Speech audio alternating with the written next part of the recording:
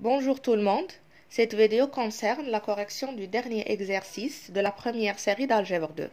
Dans cet exercice, on considère deux ensembles. Le premier ensemble, c'est P, l'ensemble des applications paires de R dans R. Et I, l'ensemble des applications impaires de R dans R. Tout d'abord, lorsqu'on dit qu'une application est paire, F est paire, si F de moins X est égal à F de X, quel que soit X un élément de R. Et F est une application impaire si F de moins X, c'est égal à moins F de X, pour tout X appartenant à R. Alors, dans la première question, on cherche à montrer que P et I sont des sous-espaces vectoriels de RR. C'est l'ensemble des fonctions définies de R dans R. Alors, on commence par P. On a tout d'abord, P est un sous-ensemble de RR. Alors, on a P est un sous-ensemble et de même pour I de RR.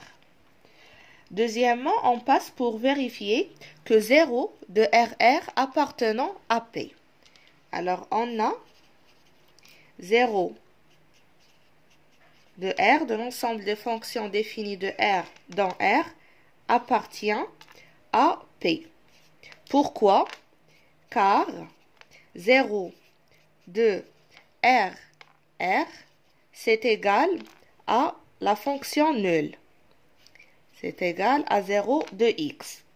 Et 0 de X, c'est égal à 0, quel que soit X appartenant à R.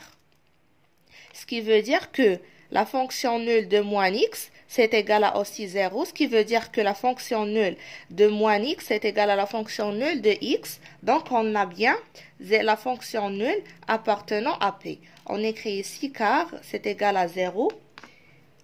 Je continue ici. La fonction nulle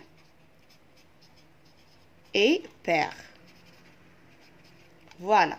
Maintenant, on passe pour vérifier est-ce que si on prend lambda et bêta appartenant à R et deux applications appartenant à P pair, est-ce qu'on va trouver que la combinaison linéaire entre ces deux applications reste toujours dans P? Soit, maintenant, voilà, soit F, G appartenant à P. Entre parenthèses, qu'est-ce que ça veut dire F et G appartenant à P? Ça veut dire que F et G, ce sont deux applications paires. Ça veut dire que pour tout X appartenant à R, on a F de moins X, c'est égal à F de X. Et G de moins X, c'est égal à G de X. Pour tout X appartenant à R. Et on considère aussi alpha, bêta, appartenant à R. Alors, on a alpha F plus bêta G de moins X. Pour dire que alpha G plus alpha F plus bêta G appartient à P, il faut trouver que alpha F plus bêta G de moins X, c'est égal à alpha F plus bêta G de X. Donc ça, c'est égal à quoi? C'est égal à alpha F de moins X plus bêta G de moins X. Donc, c'est égal à alpha fois F de moins X plus bêta fois G de moins X. Alors, on sait déjà que F de moins X, d'après l'hypothèse, c'est égal à F. Donc, c'est égal à alpha fois F de X. Et G de moins X, c'est égal à G de X. Donc, c'est égal à plus bêta fois G de X. Donc, c'est égal à alpha F plus bêta G de X. Donc, on a bien alpha F plus bêta G de moins X, c'est égal à alpha F plus bêta G de X. Donc, je continue ici. Donc, alpha F plus bêta G appartient à P. Ce qui veut dire que P est un sous-espace vectoriel de RR. Voilà, d'où P est un sous-espace vectoriel de RR. Alors maintenant, on passe pour I. C'est la même démarche, presque la même démonstration. Alors voilà la démonstration. On a I est un sous-ensemble de R. Et on a la fonction nulle est impaire. Donc, elle appartient à I. Pourquoi la fonction nulle est impaire? On a dit déjà que la fonction nulle, c'est 0 de x, c'est égal à 0. Donc, 0 de moins x, c'est égal à 0, c'est égal à moins 0 de x. Et si on considère F1 et G1 appartenant à I, alpha 1, bêta 1 appartenant à R, on a bien alpha 1 fois F1 plus bêta 1 G1 fois 2 moins x, c'est égal à alpha 1 F1 2 moins x plus bêta 1 G1 2 moins x. Et on a F1 et G1 appartenant à I. Ce qui veut dire que F1 de moins x, c'est égal à moins F de x. Et G1 de moins x, c'est égal à moins G1 de x. Donc, on a bien, ça c'est égal à moins facteur, c'est moins alpha 1, F1 plus bêta 1, G1 de x. D'où alpha 1, F1 plus bêta 1 G1 appartenant à I, puisqu'on a la fonction ou bien l'application de moins x, c'est égal à moins l'application de x, donc elle est impaire. D'où I est un sous-ensemble de RR. Dans la deuxième question, on cherche à montrer que P et I sont supplémentaires dans RR, ce qui veut dire qu'on doit démontrer ces deux points.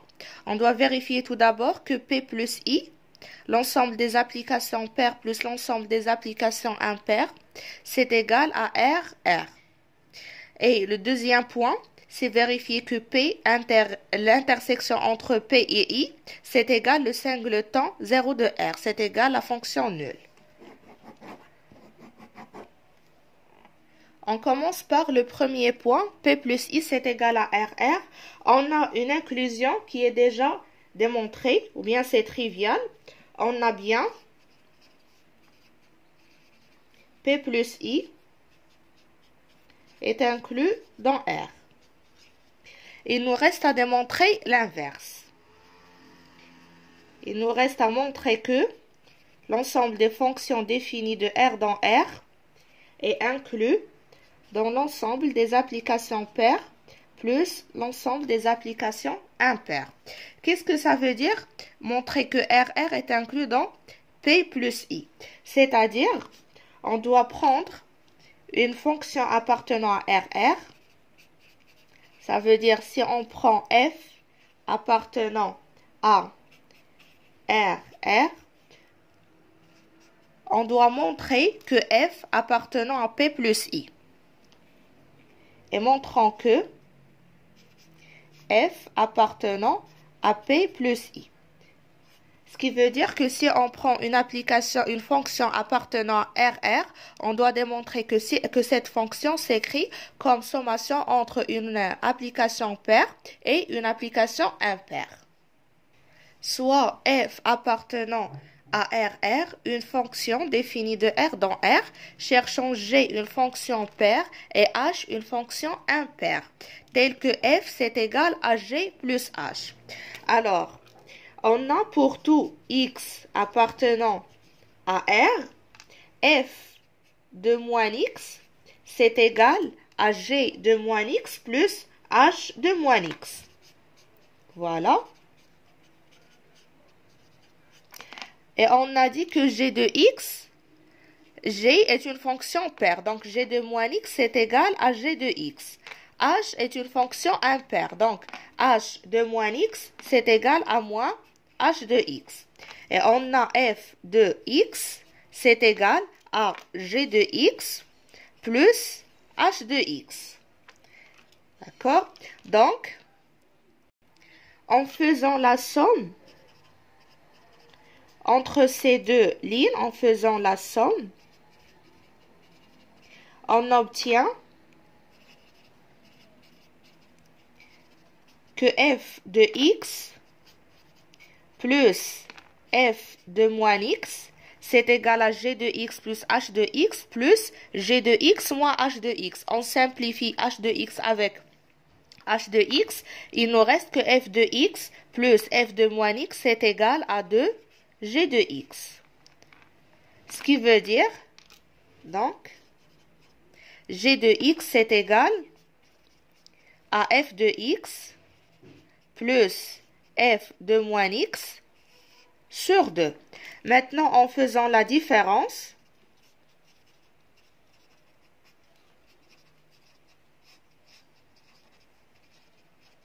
on obtient f de x cette fois-ci moins f de moins x, c'est égal à g de x plus h de x moins g de x plus h de x. Donc, c'est égal à 2 h de x. Donc, h de x c'est égal à f de x moins f de moins x sur 2. Maintenant, on doit vérifier que vraiment, g de x, g est une fonction paire et h est une fonction impaire. On a g de moins x, c'est égal à f de moins x plus f de moins x, c'est-à-dire plus f de x sur 2. C'est égal à f de moins x plus f de x sur 2, c'est égal à g de x. Donc, g appartenant à P. Et on a pour h de moins x, c'est égal à f de moins x moins f de moins x, c'est-à-dire moins f de x sur 2. C'est égal à moins, je vais faire sortir le moins f de x moins f de moins x sur 2. C'est égal à moins h de x. Donc, h appartenant à i. C'est une fonction impaire. Alors, ce qui donne l'existence et la définition de g et h. L'existence et la définition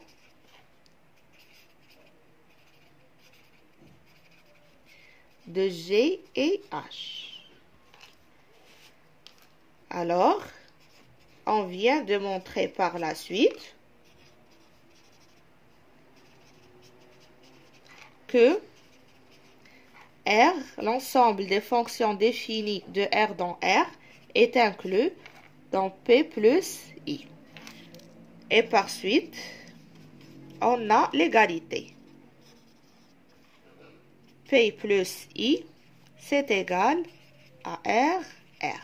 Maintenant, on passe pour vérifier le deuxième point.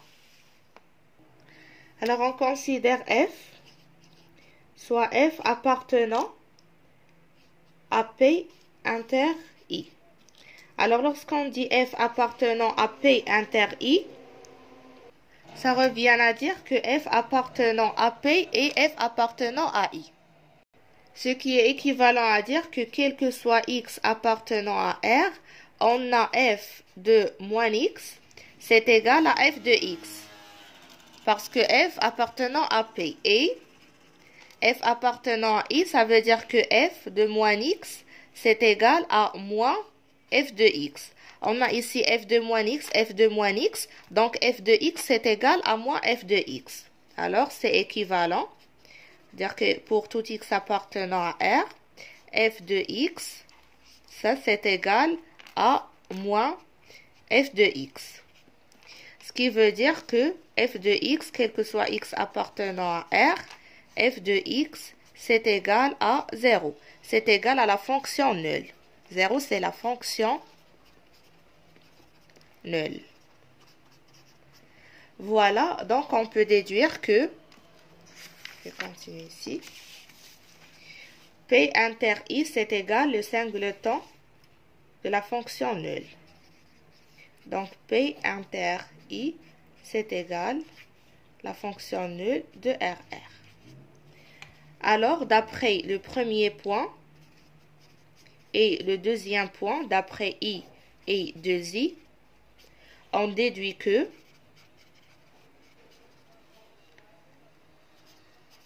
R, c'est égal à P plus, on note comme ça, I.